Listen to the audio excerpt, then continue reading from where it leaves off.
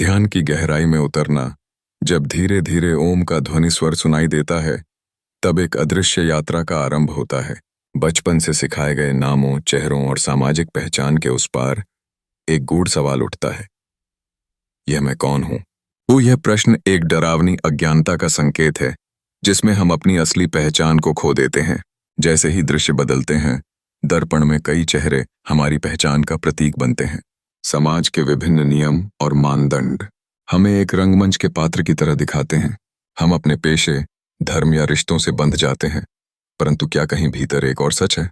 क्या हम अपनी बाहरी पहचान के पीछे छिपी उस पहचान को खोज सकते हैं जो हमेशा सच देख रही है?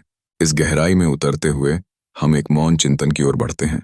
एक ऐसा अनुभव जो बताता है कि जो मैं हम समझते हैं, वास्तव में तो एक भ्रम है।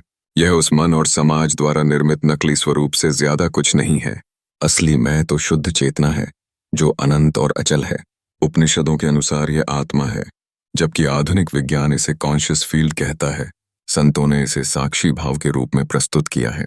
प्रकृति के व्यापक दृश्यों के बीच एक महत्वपूर्ण समझ प्रकट होती है।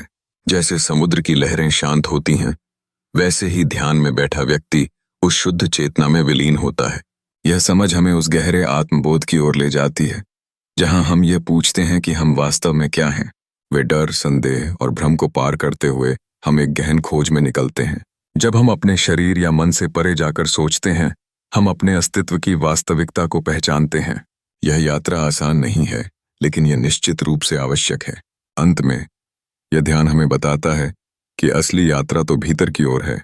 जब तक हम खुद को नहीं देखेंगे, तब तक हम उस ज्ञान को नहीं पा सकते जो आत्मा की खोज में हमारी मार्गदर्शक बन सकती है।